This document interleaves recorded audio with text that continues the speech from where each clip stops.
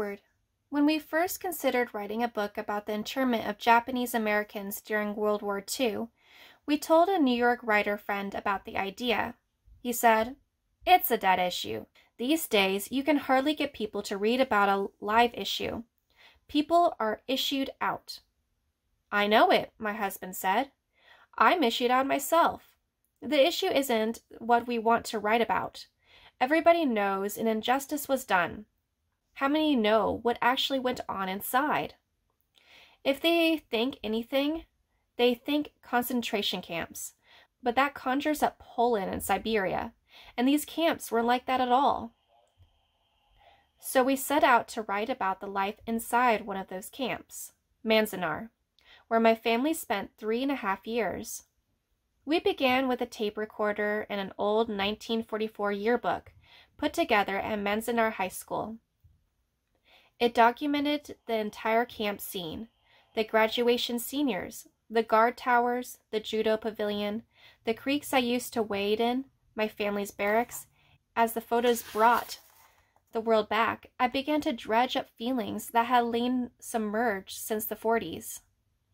I began to make connections I had previously been afraid to see.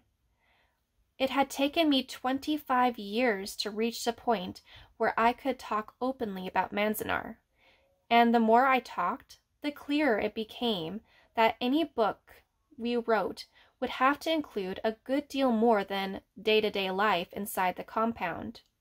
To tell what I knew and felt about it would mean telling something about our family before the war, and the years that followed the war, and about my father's past, as well as my own way of seeing things now. Writing it had been a way of coming to terms with the impact these years have had on my entire life. To complete this book, we have had to rely on a good deal besides my own recollections. Many people helped make it possible, more than we can name here. We are especially grateful to all the members of the family who shared their memories, and to these friends, Jack and Mary Takanayagi, Dawn Tenzawa, and Mary Dufield. We are indebted to the numerous writers and researchers whose work have been indispensable to our own perspective on the period. And we thank the University of California at Santa Cruz for a research grant that made it possible to begin. Because this is a true story involving an extraordinary episode in American history, we have included a list of dates and laws we hope will make it easier to follow. It needs some historical context, but this is not political history.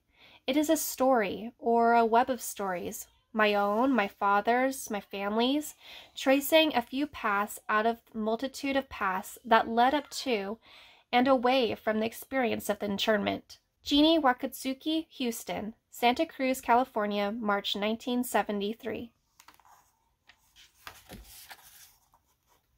A chronology. 1869. The first Japanese to settle on the U.S. mainland arrived at Gold Hill, near Sacramento, California. 1870. U.S. Congress grants naturalized rights to free whites and people of African descent, omitting mention of Oriental races. 1886. The Japanese government lifts its ban on immigration, allowing its citizens for the first time to make permanent moves to other countries. 1911. U.S. Bureau of Immigration and Naturalization orders that declarations of intent to file for citizenship can only be received from whites and from people of African descent, thus allowing courts to refuse naturalization to the Japanese. 1913. Alien Land Bill prevents Japanese aliens from owning land in California. 1924. Congress passed an Immigration Act stating that no alien ineligible for citizenship shall be admitted to the U.S. This stops all immigration from Japan. 1941. December 7th. Surprise attack at Pearl Harbor by the Japanese. 1942.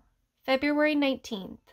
President Roosevelt signs Executive Order 9066, giving the War Department authority to define military areas in the western states and to exclude from them anyone who might threaten the war effort. 1942, March 25th.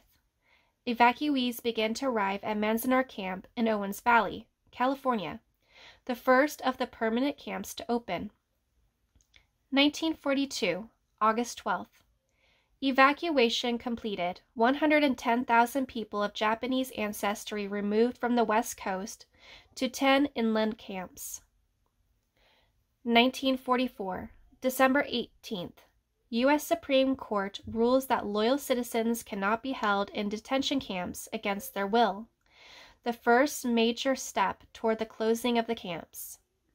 1945, August 14th. Japan surrenders, ending World War II. 1945, November 21st. Manzanar Camp officially closed. 1952, June. Congress passes Public Law 414, granting Japanese aliens the right to become naturalized U.S. citizens. Terms used in this book. Issei, the first generation. The Issei were born in Japan. Most of them immigrated to the United States between 1890 and 1915. Nisei, the second generation. The children of the Issei, American citizens by birth. Almost all Nisei were born before the Second World War.